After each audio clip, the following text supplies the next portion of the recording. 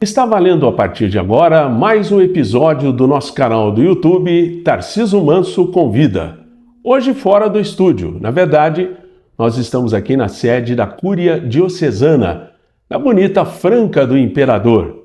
Ao meu lado, com muita alegria, nós estamos aqui tendo a oportunidade de ouvir o Dom Paulo Roberto Belotto, que é o bispo diocesano aqui de Franca. Dom Paulo, muito obrigado por ter nos recebido. Uma alegria muito grande a todos que estão acompanhando essa nossa entrevista.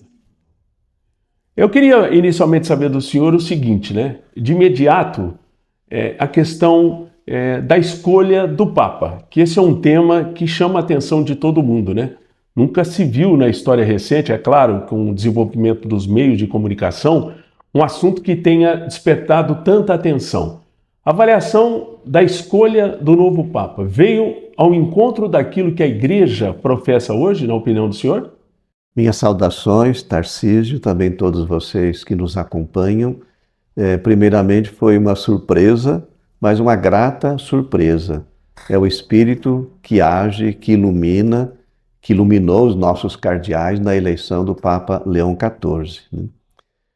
A gente pode assim ter uma surpresa porque a sua idade, nós temos quase a mesma idade, O Papa está com 69 anos, eu estou com 68 anos. Mas também o Papa São João Paulo II, ele foi eleito mais novo ainda, Mas a gente percebe uma pessoa que tem uma experiência pastoral muito importante, Porque ele foi padre, e trabalhou durante muitos anos em paróquias, depois também na sua congregação. Então isso foi dando essa experiência depois também como bispo, E ao mesmo tempo uma experiência curta, mas tem uma experiência também na administração e nesse contato com a Cúria Romana, com o dicastério onde ele trabalhou. Então é alguém com uma certa jovialidade, mas que já tem uma experiência de vida, e isso é muito importante para a nossa igreja, E nós estamos percebendo já nos seus primeiros passos, nas suas primeiras decisões, essa continuidade com o pontificado do Papa Francisco, mas também do seu jeito. Ele não é um xerox do Papa Francisco, Ele tem todo o seu jeito particular para governar a nossa igreja.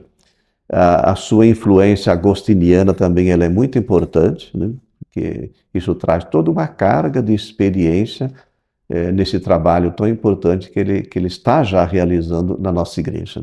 E na verdade uma avaliação que a gente faz à distância é de que esse perfil dele, de estar ao lado também da população, principalmente a passagem pelo Peru, no qual ele teve essa proximidade na diocese que ele presidiu e encaminhou. E também o fato de ele conhecer a estrutura do próprio Vaticano, ele que foi convocado pelo Papa Francisco e já estava atuando lá. Acho que isso foi o que determinou também uma escolha que representasse a sequência de um princípio do Papa Francisco, mas ao mesmo tempo alguém que tivesse juventude e tivesse uma marca pessoal, Dom Paulo? Exatamente. Então essa experiência, eu falo assim, pastoral, mas uma experiência também de formação, é claro, porque um padre agostiniano recebe uma formação muito sólida, Todos os padres, mas ele recebeu. Depois também ele foi superior da ordem, E essa presença no dicastério para os bispos, Então o trabalho já que ele já estava realizando, o aproxima muito da Cúria Romana, o aproxima também das nossas dioceses, porque o Papa tem que ter toda essa... Claro, ele tem muitos colaboradores, que o ajudam nesse governo da igreja, E como ele trabalhou, é um Papa americano, mas trabalhou também fora, olha, essa ligação, esse contato, essa experiência de ter um diálogo também com outras realidades, outros países, porque o Papa também é um chefe de Estado, Além de governar a igreja internamente, ter toda essa abertura para as preocupações que são de toda a igreja, mas é alguém também que tem uma abertura para esse diálogo com as outras religiões, outras igrejas, outros chefes de Estado. Então isso é muito importante, E é importante também que a gente aproveite essa oportunidade de prestar uma homenagem também à figura do Papa Francisco. Inclusive o senhor teve alguns episódios pessoais teve contato com ele. Relata para nós aqui, a curiosidade de todos nós, no nosso canal, quais foram as oportunidades que o senhor teve de estar presente conversando com o Papa Francisco. Olha, eu só vou partilhar uma experiência, porque quando o Papa Francisco foi eleito, eu estava participando de uma assembleia da CNBB do Regional Centro-Oeste, né? Que é Brasília, o Distrito Federal e o Estado de Goiás, já na ocasião. Antes também tinha Tocantins, depois foi criado um novo regional. Então eu estava em Formosa, Goiás, e estava participando de uma assembleia em Goiânia, onde aconteciam as nossas reuniões. E voltando para casa, como eu sabia que estava já no conclave, eu parei num restaurante próximo já de Brasília, quando saiu o anúncio Habemos Papa. Habemos Papa, a eleição do Papa Francisco, né? Também foi uma surpresa, uma grata surpresa, né? Eu conhecia assim, o cardeal Bergoglio, o Jorge Bergoglio, de algumas notícias, porque ele participou também da Conferência de Aparecida, né? E depois foi o Papa que me transferiu, né, aqui para a Diocese de Franca. Eu tive a oportunidade de conhecer o Papa Francisco pessoalmente na Jornada Mundial da Juventude no Rio de Janeiro. Eu participei dessa jornada, mas é claro, de modo mais assim próximo mesmo na visita ad limina, que nós chamamos, né? É uma visita que os bispos, é programada essa visita. Deveria acontecer de 5 em 5 anos, mas pelas circunstâncias demorou um pouco mais, porque eu tinha feito essa visita quando o Papa Bento era o Papa, em 2007, então demorou um tempo mais longo. E aí em 2022, com as províncias de Ribeirão Preto, Campinas e Botucatu. Essas 3 províncias se organizaram nessa visita ao Papa Francisco lá em Roma. Então, tivemos a oportunidade desse encontro com o Papa, quase mais de 2 horas ficamos. É uma conversa bem familiar, né? Como se ele fosse o nosso pai, e era o nosso pai na fé, né? E nós, bispos, tivemos os diversos bispos, então, dessas 3 províncias, essa conversa com o Papa Francisco. E é ali que eu pude também, antes da visita, entregar um par de sapatos, né? Isso que para nós quem não demos de sabe, presente, né? Franca do Imperador, capital do calçado, e o senhor deu a ele um presente, que era justamente um calçado. Exatamente. O padre Leonardo, ele estava presente, tinha outros padres, né? Que nós temos sempre na visita ad limina, nós temos um momento antes. O Papa estava numa audiência com um grupo, depois ele saiu dessa audiência, pôde cumprimentar alguns padres que estavam junto com seus bispos, tirar algumas fotos. Então foi um momento de entregarmos, como o padre Leonardo tem mais facilidade na língua, né, de entregarmos esse par de sapatos para o Papa Francisco. E ele acolheu com muita alegria, né? Sempre o Papa fazendo alguma brincadeira, alguma piada. Típico dele, né? Ele era típico do Papa Francisco, né? Então, depois, claro que nós tivemos essa audiência, somente os bispos e o Papa, e essa conversa, eu falo assim, bem familiar, né? Que foi um momento muito rico, né, para nós. Agora, para finalizar essa homenagem ao Papa Francisco, falando um linguajar popular, eu posso dizer, como católico que sou, que o Papa Francisco chacoalhou no bom sentido a igreja, né? Ele conseguiu aproximar muito os fiéis em relação à figura da própria igreja. Eu estou equivocado? Não, não está não. Apesar de ser um Papa jesuíta, né? Essa era a formação que ele recebeu, né? E eu tenho um carinho muito grande pelos jesuítas, porque eu fiz muito retiros lá em Itaici, né? Os retiros inacianos, até de 1 mês eu fiz, né? Então, quando eu fiquei sabendo que o Papa era jesuíta, então trouxe assim também essa satisfação e essa alegria interior.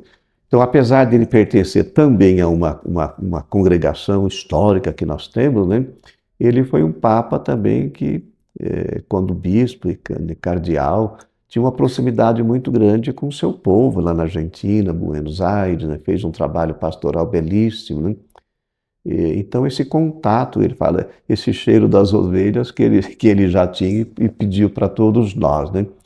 E foi um Papa que pediu essa proximidade. Ele trabalhou no documento, na elaboração do documento de Aparecida, o documento fala disso, né? Dessa pastoral voltada para os mais simples, mais pobres, os marginalizados, mas todo o povo de Deus, é claro.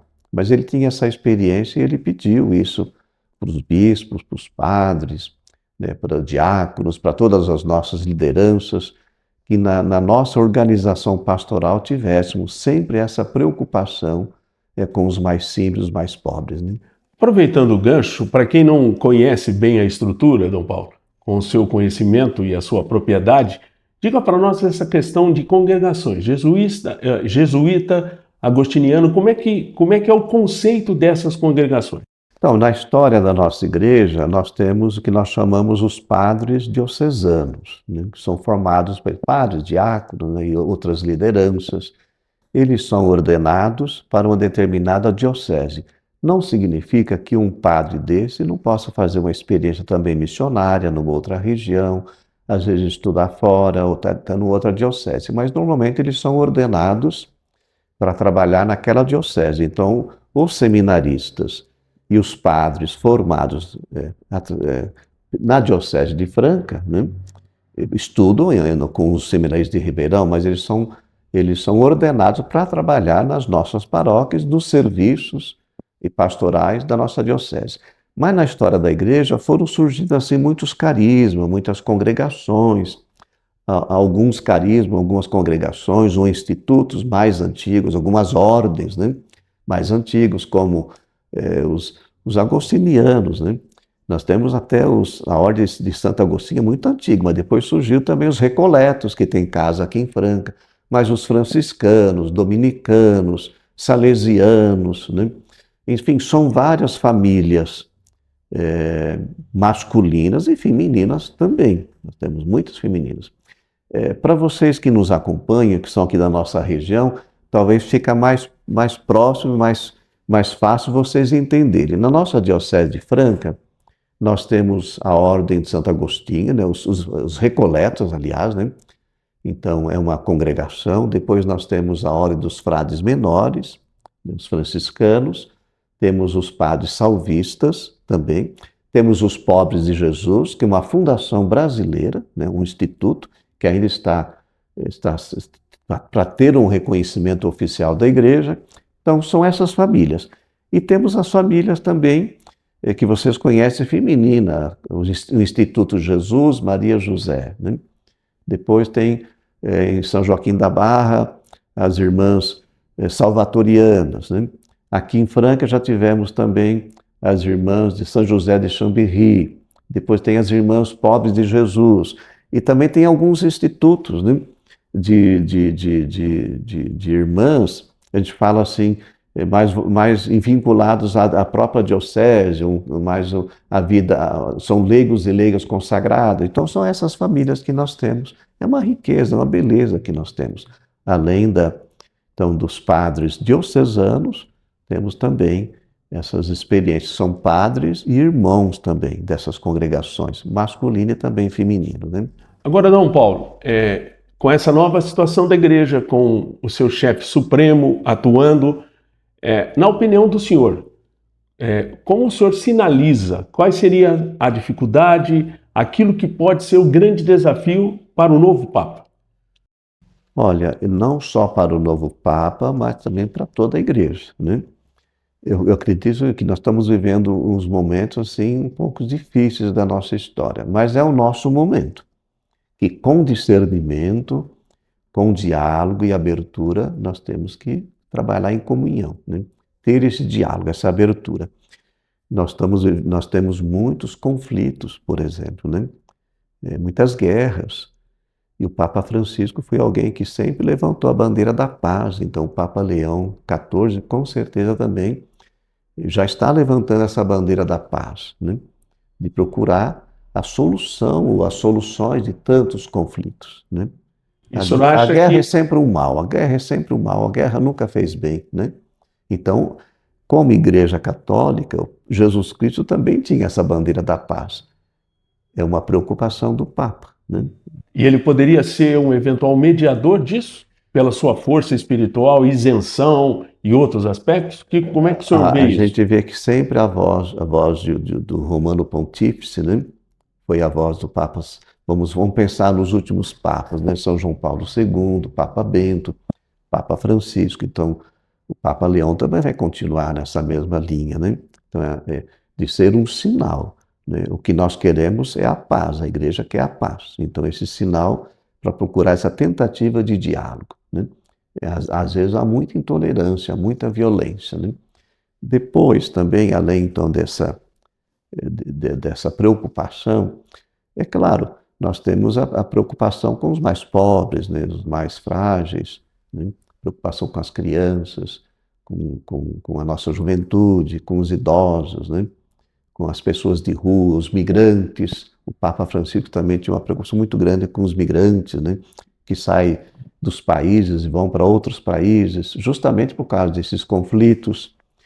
E com certeza também uma preocupação interna, né, da igreja, né, com as vocações. Nós estamos percebendo assim uma diminuição das nossas vocações ao sacerdócio. Então nós temos também essa preocupação com a justiça, né, já falei, né, com a paz, né, com a solidariedade. São vários temas, né, que com certeza o Papa ele vai continuar nessa linha, com essa preocupação pastoral, né? E nessa questão de ter mais padres para se juntar à Igreja Católica, na opinião do senhor, qual seria uma iniciativa que poderia estimular isso? Uma iniciativa é investir na pastoral vocacional, né? Nós temos, com certeza, nós temos vocações, né? Elas diminuíram, porque as famílias também têm menos filhos hoje, né? Exatamente. Então, e nós temos aí uma juventude hoje toda marcada pelas redes sociais, pela inteligência artificial, por todas esses fenômenos que são coisas importantes, né? O ser humano que, com a sua inteligência, que vai descobrindo, mas que afeta muito a vida dos nossos jovens, né?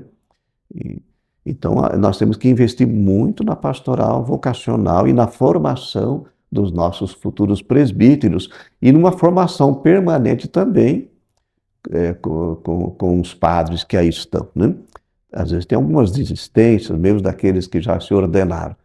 Então, mas, sobretudo, essa preocupação de ter esse diálogo, essa palavra, esse anúncio para os nossos adolescentes e jovens, e para mostrar que vale a pena seguir Jesus Cristo, né? Nesta ou naquela vocação, até sendo um bom profissional, um bom pai de família. Mas vale a pena seguir Jesus Cristo também como sacerdote. E nós precisamos de padres, né, para administrar as nossas paróquias e os serviços da igreja, né? A gente nota também a figura do diácono, que a gente costuma dizer um quase padre, é uma figura importante também no dia a dia das próprias paróquias, né, Dom Paulo? Somos vários serviços da igreja. Então, um diácono permanente também é uma saída para... Na verdade, é uma vocação da igreja. O diácono permanente existiu desde o início do cristianismo. São ali Atos dos Apóstolos. Depois parece que é uma figura que ficou um pouco esquecida.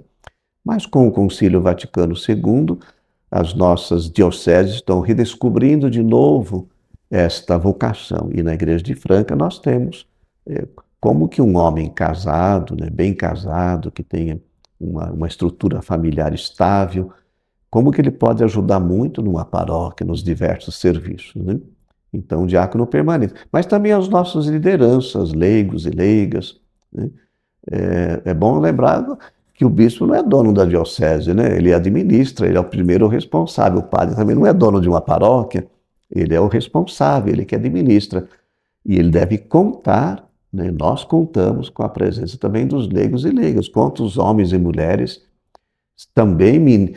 nós falamos assim, discípulos e missionários de Jesus podem nos ajudar na evangelização, né? Tanto eu como o senhor, né? O senhor tem um ano a mais do que eu fui coroinha do Padre Emílio na igreja em Orlândia, né? Desde sempre. Aliás, esse lado que eu digo de facilidade de expressão, como coroinha, eu ia junto com o Padre Emílio treinar o pessoal antes da missa, que tinha muita missa em zona rural. E eu me recordo muito bem que o Concílio Vaticano II, que foi nos anos 60, foi um marco decisivo para a vida da Igreja Católica, no formato em que a Igreja Católica tinha em relação aos fiéis. Na opinião do senhor, esse foi um fato histórico na vida da própria Igreja Católica? Foi. Você me dê licença para falar do Padre Emílio, que é Dom Emílio, né? Dom Emílio, Querido Dom Emílio. Você foi coroinha do Padre Emílio e eu conheci, olha só como que é a história, né? E eu conheci Dom Emílio quando era seminarista, né? Porque Ele já era bispo? Ele já era bispo em Mogi das Cruzes. Mogi das Cruzes, então tá. nós temos também uma proximidade. Depois foi que eu conheci melhor o Dom Ângelo também, que é irmão de Dom Emílio, né? O Dom Emílio, ele era bispo de Mogi das Cruzes, eu era seminarista fazendo teologia, né? A nossa casa de formação tinha os seminaristas de Mogi, de Guarulhos e da Diocese de Marília.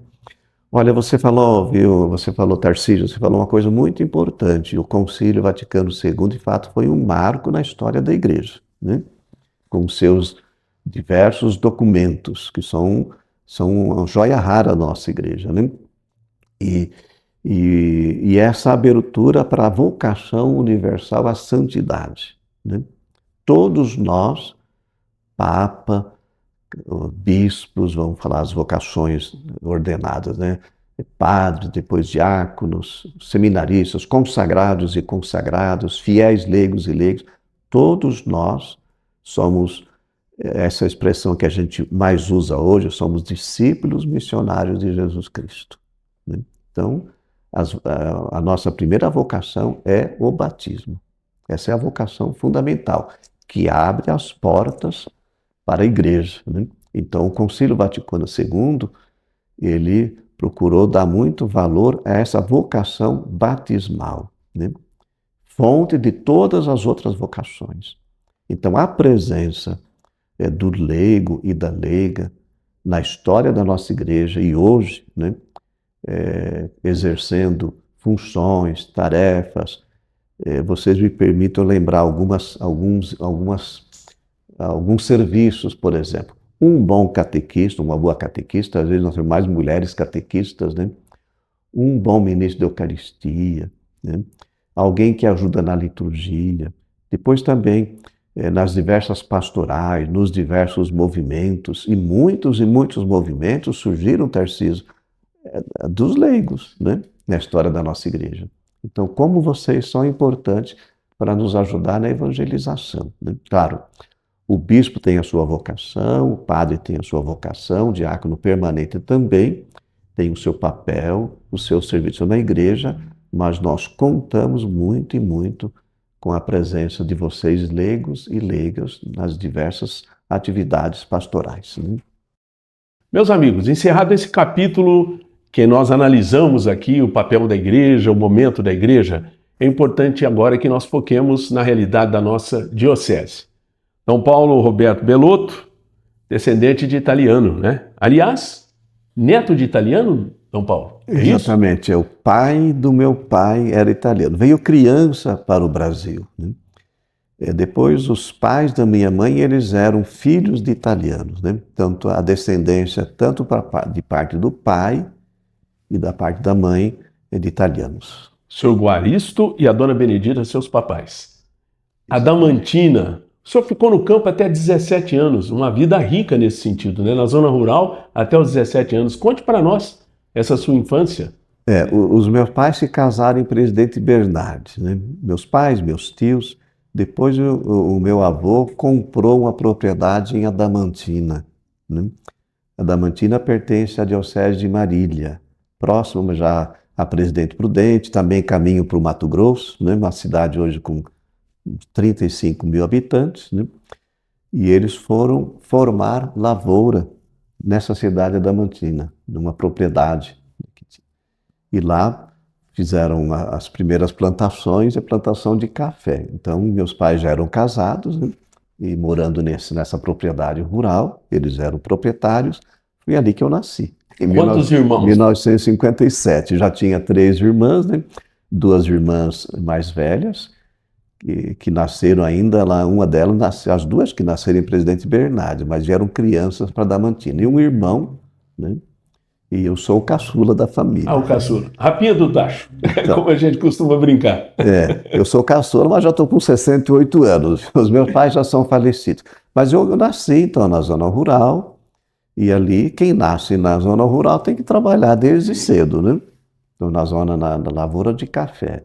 E agradeço muito a Deus a isso, porque essa foi a formação que eu recebi na minha família, uma família trabalhadora, uma família honesta, e a gente aprende a trabalhar desde criança. É claro que a criança também tem que estudar, né? Mas a gente estudei numa escola rural, mais próxima aí da colônia onde a gente morava. Depois o antigo quarto ano a gente falava, né? Numa escola um pouco mais distante, né? Depois os meus pais, para que eu pudesse, os meus irmãos, eles não tiveram essa oportunidade, então eu agradeço muito a família e a eles também. Para que eu pudesse, não só eu, mas alguns primos, continuar os estudos, aí começou a correr um ônibus que levava os vários alunos das colônias aí, né, próximas, né, levavam para a cidade, para a gente poder estudar, né? Mas aí, com as dificuldades que foram surgindo, meus pais também, as minhas irmãs já tinham se casado, meu irmão tinha saído, e os meus pais também já com um pouco mais de idade, e na zona rural o trabalho sempre um pouco mais pesado, né? E para que eu pudesse continuar os estudos, nós mudamos para a cidade de Adamantina, onde eu fiquei ali trabalhando também como aprendiz de marceneiro, de imediato. Depois fui trabalhar no escritório de um supermercado, né, na mesma cidade, e ali começou a brotar 18, 19 anos, 20 anos, começou a brotar o desejo da vocação. Interessante, né? Que o berço de uma família, né, que forma toda essa estrutura, família cristã, e naturalmente essa sua possibilidade. É aquilo que o senhor disse, as famílias hoje têm menos filhos, e normalmente o grande sonho dos pais era que pelo menos dos muitos filhos que tinham, um pelo menos fosse padre. Era essa a teoria lá dentro da família do senhor? Era um pedido, um desejo da dona Benedita, do seu Guaristo, que isso acontecesse? Não, acho que a vocação... Bom, nós participávamos de uma capela rural dedicada a Nossa Senhora Aparecida, né? Foi ali que eu fiz. Eu fui batizado na cidade, né? Na cidade, uma paróquia chamada Santo Antônio, lá em Adamantina mesmo, que está fazendo agora, completando o jubileu. O padre de lá me convidou para celebrar agora. Eu vou no mês de junho, agora eu vou celebrar acho que é a novena que ele organizou, eu vou celebrar uma noite lá com eles, né? Então fui batizado ali. Mas a crisma aconteceu na zona rural, o bispo passava por lá, né, na capela, e eu fui crismado, ainda criança, né, na zona rural, na capela onde nós participávamos, fiz a minha primeira comunhão. Então, acho uma família católica, depois a própria comunidade, isso que foi lançando, assim, vamos dizer, as primeiras sementes, né? Mas a vocação mesmo se fortaleceu quando eu já estava na cidade, na adolescência, já na juventude. Eu entrei no seminário, eu tinha 21 anos. Eu estou vendo aqui em Aparecida do Norte. Foi. Aparecida. Eu tinha completado já os estudos normais, já ia fazer a faculdade, tinha feito até o vestibular, mas brotou esse desejo, né, em que área o senhor fez vestibular? Uma curiosidade. Era pedagogia, era o único curso que tinha na cidade na época. Agora tem mais curso na faculdade, mas era o curso que tinha, né? Mas aí também depois eu não fui para frente. Até os colegas da empresa onde eu trabalhava, eles até assim, ficaram assim, estranhados, se assustaram quando eu pedi as contas, né? A gente fala pedir as contas, né? Eu fiz o acerto para poder entrar no seminário, né? Então eu já tinha 21 anos, e naquela época não tinha o seminário, como nós falamos hoje, propedêutico, que é um seminário, uma espécie de uma introdução que o jovem tem antes de fazer a filosofia e teologia. E eu fui enviado pela Diocese de Marília para morar lá em Aparecida, onde tinha um curso, né, de filosofia e teologia também, um prédio antigo, mas o seminário dedicado a Nossa Senhora, a casa de Nossa Senhora, mas um seminário provincial, Bom Jesus, esse é o nome, né? Seminário Bom Jesus, onde eu fui morar. Morei por aí por 3 anos em Aparecida para fazer filosofia, exatamente. Depois de filosofia, teologia também, o senhor chegou a estudar também em São Paulo. Como foi essa sua sequência dessa formação do senhor? É interessante, né? Porque eu comecei a fazer a filosofia com outros jovens da Diocese de Marília, nessa casa, uma casa enorme, então eram quase 100 seminaristas. Tinha filosofia e teologia. Hoje é a pousada Bom Jesus. Se um dia você for lá em Aparecida, pode se hospedar lá, né? É uma casa onde passaram alguns papas, né? São João Paulo II passou por lá, né? Almoçou. depois Bento XVI, Francisco, né? Então passaram por essa casa. E são 3 anos de estudos. Depois, quando começou a teologia lá em Marília, eu já estava fazendo o 1º ano, então nós optamos por continuar na Faculdade de Teologia Nossa Senhora da Assunção, em São Paulo, morando em Guarulhos, onde eu conheci Dom Emílio, né? Que eu morava em Guarulhos, mas os seminaristas de Mogi também, eles moravam lá em Guarulhos, onde eu pude conhecer Dom Emílio Pignoli, né? 4 anos, né? Terminei os meus estudos em 81, né? Em 82 fui ordenado diácono e padre para a Diocese de Marília. E a consagração como padre foi em Adamantina? Foi. Até como uma homenagem Tanto do diaconado, né, como presbiterado, né, eu fui ordenado na paróquia Nossa Senhora de Fátima, que é a minha paróquia de origem, né, na cidade de Adamantina, né? E aí o senhor militou durante certo tempo como padre no âmbito da Diocese de Marília? Na Diocese de Marília eu exerci várias funções, né, porque eu morei numa cidade chamada Tupi Paulista, ali eu fui pároco em 3 paróquias menores, né, Monte Castelo, Nova Guataporanga e São João do Paudalho, mas também ajudando na paróquia Nossa Senhora da Glória em Tupi Paulista, durante 6 anos. Depois eu fui para Marília, que é a sede da Diocese, e aí exerci várias funções, né? Continuei trabalhando em paróquia, né? Depois fui trabalhar na formação, fui professor, diretor de estudo, diretor espiritual, né? Os 2 últimos anos, quando eu fui nomeado pelo Papa Bento XVI, né, bispo da Diocese de Formosa, eu estava na formação, ajudava numa paróquia, mas era diretor espiritual do seminário da província, ali é a província de Botucatu, onde moravam os teólogos, né? E eu trabalhei como diretor espiritual durante 2 anos nesta casa, né? Então a gente pode dizer que o ano de 2006 significou o início da sua atividade como bispo e, ao mesmo tempo, uma mudança radical. Você sai do interior de São Paulo, com passagens também na Grande São Paulo, Guarulhos e até Aparecida, Vale do Paraíba. O senhor vai para Formosa de Goiás, perto de Brasília, é distante dali. E, aliás, eu estava vendo aqui como curiosidade, o senhor começou a sua atuação como bispo numa diocese em que as cidades tinham uma distância muito grande. Conte para nós como é que foi a reação do senhor ao ter, é claro, aquela necessidade de visitar as paróquias e chegar geograficamente numa área muito grande, né, Dom Paulo? A minha nomeação de bispo ela aconteceu em 2005, né?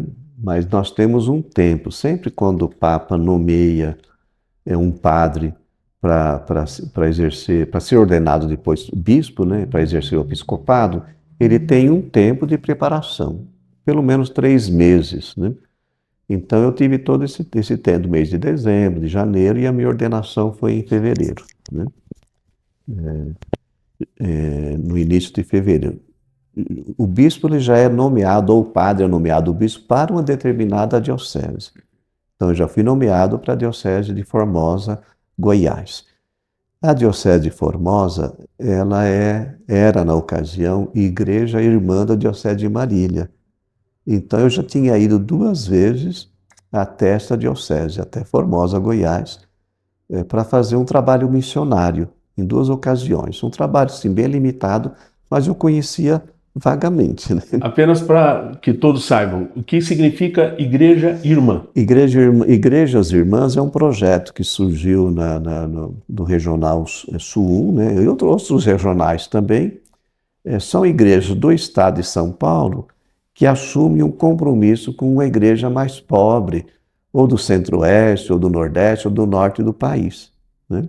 É um projeto de ajuda financeira também, mas também ajuda missionária, de enviar padres, missionários. Como a Diocese de Franca tem também um trabalho missionário com a Diocese Bom Jesus do Gurgueia. Muitos padres, leigos, irmãos consagrados já saíram aqui de Franca para fazer um trabalho missionário lá no Piauí, que é a nossa igreja irmã. Então, Marília era Formosa, né? Mas é um projeto que agora parece que parou. E quando eu fui, então, nomeado para ser bispo da Diocese de Formosa, eu já tinha assim, um vago conhecimento. Mas é claro que a gente vai conhecer depois morando lá. Já no mês, então, de fevereiro, eu tomei posse, no dia 19, e trabalhei nessa diocese até 2013, né? Então, sim, vocês me permitem uma partilha com vocês, né? A diocese de Formosa hoje é Dom Adair, meu amigo, né? Eu conheci o Dom Adair como padre, agora ele que é o bispo de lá, né? Então, o Dom Adair me permita falar um pouquinho da sua diocese, onde eu trabalhei quase durante 8 anos. É uma vasta região geográfica, né? Que são 47, um pouco mais de 47 mil quilômetros quadrados. Só para vocês terem uma ideia, um município da Diocese de Formosa é maior do que a Diocese de Franca. Só o município da sede.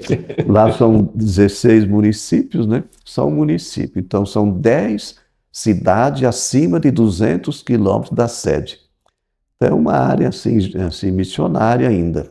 Tem paróquia lá que fica a mais de 300 quilômetros de distância, né? Então, vocês imaginam, sair do estado de São Paulo, da Diocese de Marília, né? Que também é uma diocese, tem uma geografia um pouco mais, até maior do que Franca, né?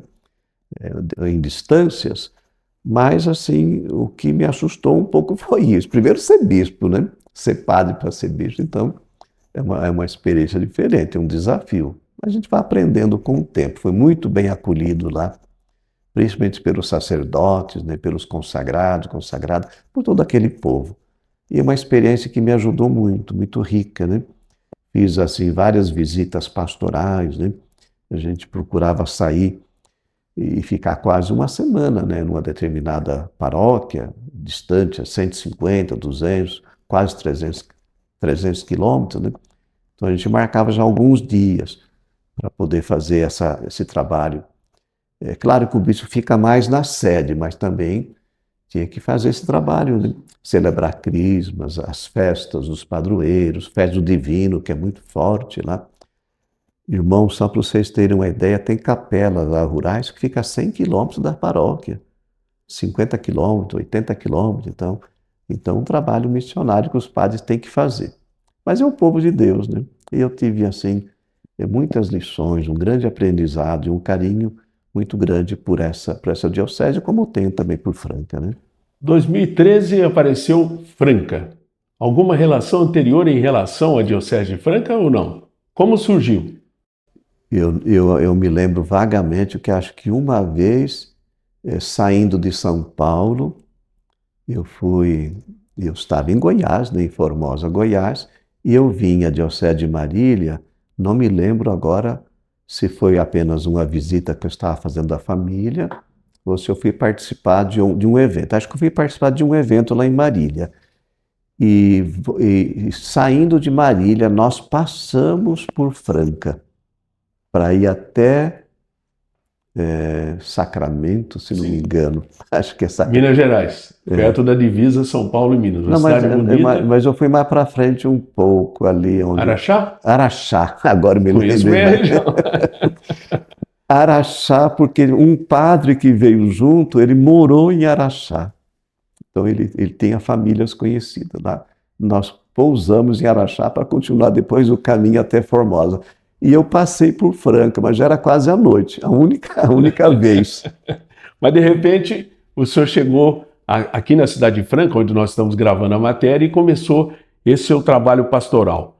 Alguns dados interessantes. A Diocese de Franca, ela envolve 800 mil pessoas. Se a gente somar a população de 19 cidades que fazem parte, esse é o conjunto. Outra curiosidade, a Diocese de Franca tem limite com 2 arquidioceses. Daqui a pouco o Dom Paulo vai explicar a diferença entre arquidiocese e diocese. A Arquidiocese de Ribeirão Preto, Uberaba e 2 dioceses, Barretos e Guaxupé. E nós temos, naturalmente, como eu disse, 19 cidades. E a Diocese de Franca, pelo que eu apurei, fez uma luta aí no bom sentido, né? Se organizou desde 1930 até 1971, quando ela se desmembrou da estrutura da Arquidiocese de Ribeirão Preto e passou a ser a Diocese de Franca. Outra curiosidade, o primeiro bispo, o sempre saudoso e querido Dom Diógenes, passaram mais 2 bispos, o senhor é o 4º na história aqui da Diocese de Franca. É uma região próspera, naturalmente. Como tem sido para o senhor desde 2013 até agora essa sua experiência? São praticamente 12 anos que o senhor está aqui nessa região.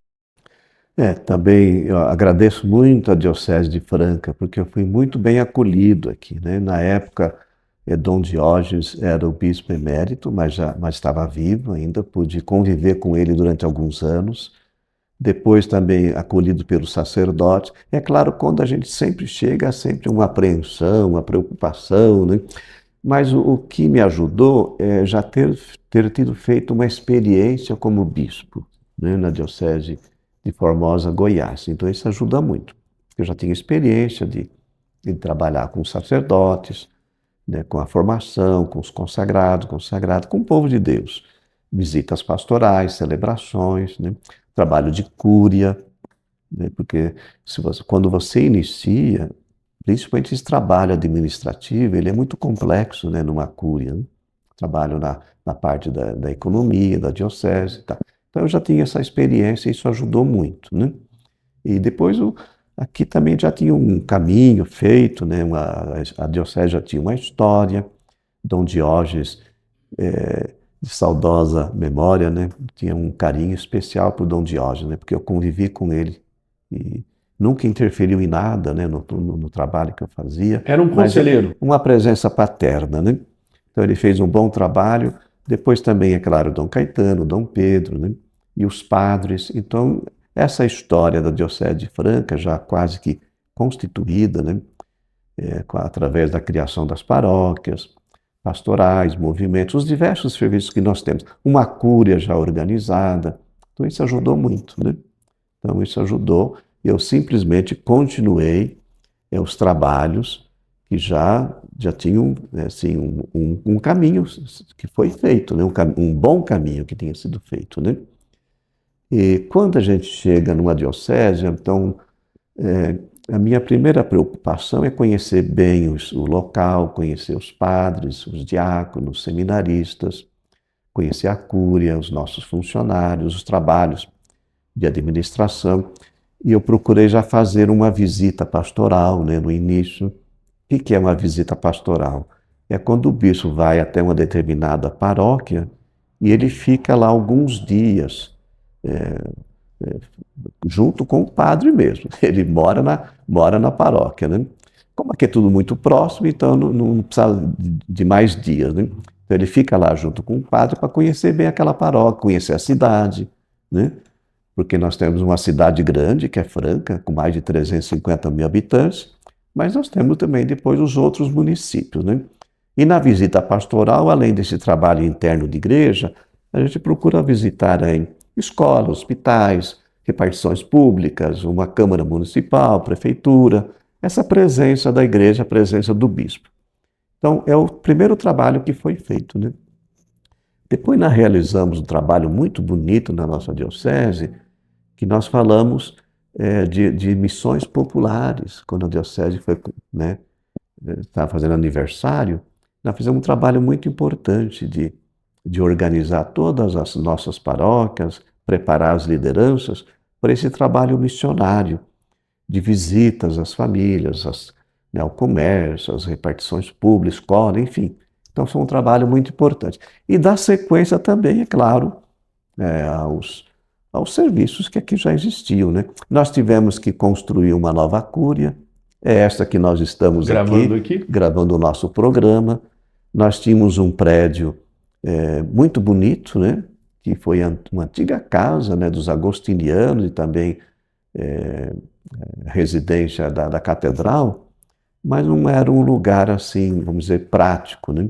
Precisávamos investir por causa do nosso tribunal diocesano. Para vocês saberem, a cúria é a sede administrativa de uma diocese. Então, na cúria, nós temos o trabalho de secretaria, o bispo ele dá assistência à cúria, alguns padres também, e na cúria, na nossa cúria funciona também a parte da administração das nossas paróquias, né? Nós contratamos um serviço de um escritório, mas o serviço Ele é interno e depois o tribunal eclesiástico também, né? O que faz o Tribunal Eclesiástico, Dom Paulo? Nós não tínhamos o tribunal eclesiástico, então o Papa Francisco pediu que as dioceses tivessem. Nós dependíamos de Ribeirão. Ainda dependemos de Ribeirão, mas numa outra instância. Então nós temos agora o nosso tribunal que atende principalmente os casos de casais que estão vivendo uma segunda união, por exemplo, e precisam... E há a possibilidade aí de, pela circunstância das separações, de declarar a nulidade desse casamento, por exemplo. Então é o tribunal que encaminha.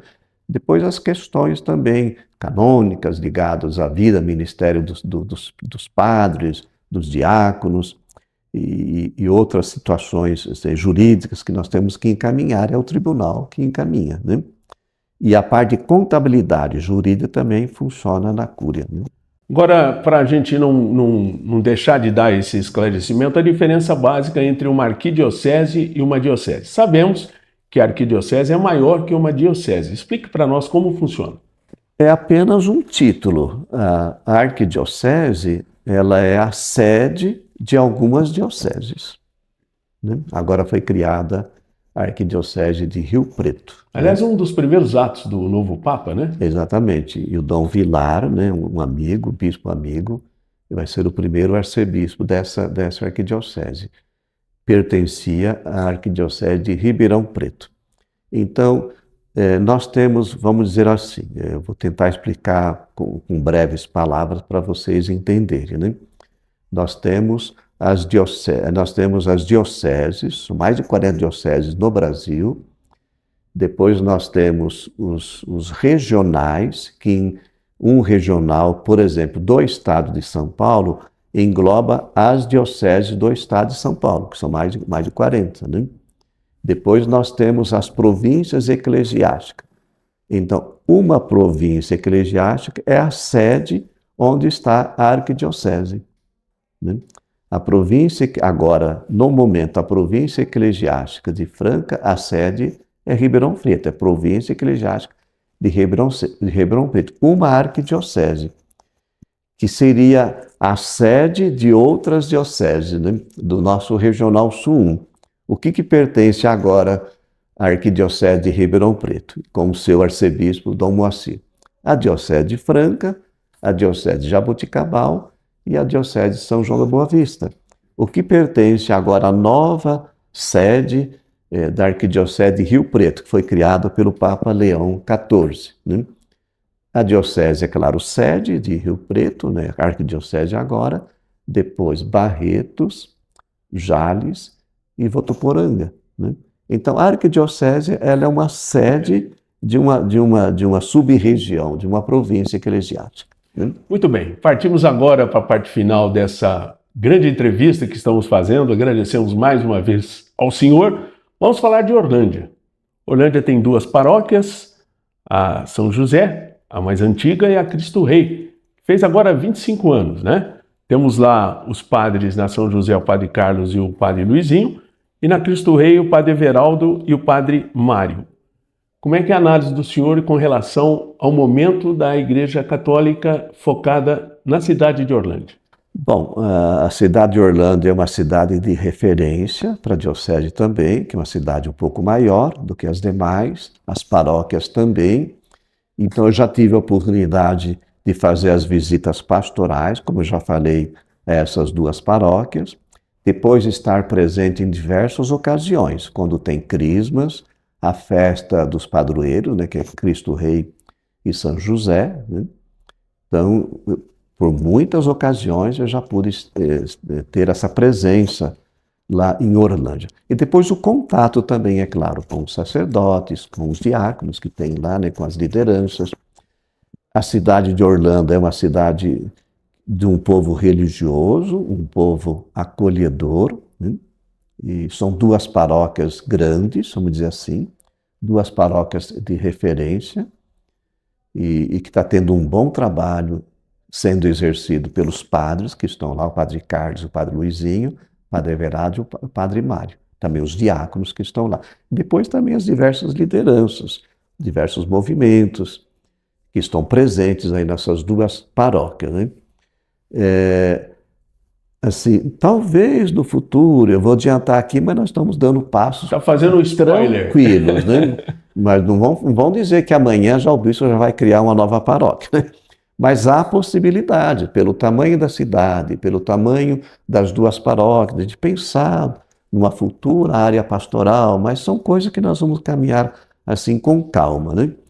No momento, investir, como as demais paróquias da diocese, no trabalho de evangelização, essa presença dos sacerdotes, nas celebrações, nos diversos serviços, catequese, liturgia, o caminho, que é muito forte também lá em Orlândia, mas também a renovação carismática, a Mãe Rainha, que tem até a capela lá, né? Perto da minha casa. Perto da sua vou à missa normalmente aos sábados lá, na capela da Mãe Rainha. Olha, é um serviço muito importante, que é até um trabalho missionário, e outros serviços que existem nessas duas paróquias, né?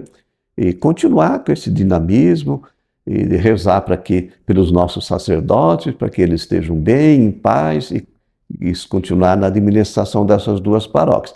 E que o povo de Orlândia continue sendo esse povo fervoroso, religioso, presente, isso é muito importante, né? Agora, aproveitando o gancho, renovação carismática e o caminho, dois segmentos importantes na vida da Igreja Católica, né? Você falou, Tarcísio, do Concílio Vaticano II, né? Você falou que foi um grande movimento na história da nossa Igreja. O concílio suscitou essas experiências na Igreja, né? E surgidas principalmente por leigos. Claro que tem a presença de sacerdotes também, mas são grandes movimentos, né? O caminho neocatecumenal, a renovação carismática, o cursílio de cristandade, que na diocese também, lá em Orlândia, acho que não tem, né? Mas também o cursílio é um momento forte que surgiu, né? Depois outros serviços, né? Legião de Maria, Apostolado da Oração, Mãe Rainha, né? E as próprias pastorais que foram criadas também pela Igreja, Pastoral da Criança, Pastoral da Pessoa Idosa, enfim, todas essas experiências surgiram a partir do concílio, né? É claro que nós temos uma paróquia, não pode deixar de ter uma equipe de liturgia, catequese, né? Preparação aos sacramentos, mas também essas experiências de movimentos, elas enriquecem a nossa igreja. Muito bem, pessoal, nós estamos encerrando essa nossa bela entrevista. Me senti muito à vontade aqui ao lado do Dom Paulo e faço questão, Dom Paulo, que o senhor fique à vontade, mande uma mensagem a todas as pessoas que puderam conhecer o destino da Igreja Católica, a situação da Diocese de Franca e também a sua vida pessoal e espiritual, no sentido de que nós temos a certeza que quem nos comanda na Diocese é um homem extremamente preparado. Primeiramente, Tarcísio, eu quero agradecer e parabenizar esse seu trabalho na área da comunicação. Nós vamos celebrar, sempre quando celebramos a festa da Ascensão de Jesus, nós celebramos o Dia Mundial das Comunicações Sociais, né? E como que é importante também esse serviço de evangelização através dos diversos meios de comunicação. Então, parabenizar por isso e, ao mesmo tempo, oferecer a todos vocês a minha bênção, as minhas orações. Nós estamos celebrando o jubileu, a Jubileu da Esperança, peregrinos da esperança. Neste mundo marcado por tantos conflitos, desafios, nós não podemos perder a esperança, porque Jesus é a nossa esperança. E nós alimentamos essa virtude através da nossa oração, principalmente através da participação nos sacramentos e na Eucaristia. E a você católico, mas você também que é de uma outra religião, seguir Jesus Cristo. Seguir Jesus Cristo. Essa é a segurança que nós temos para esse mundo de hoje. E que a bênção do Deus Todo-Poderoso, que é Pai, Filho e Espírito Santo, desça sobre vós e permaneça para sempre. Amém.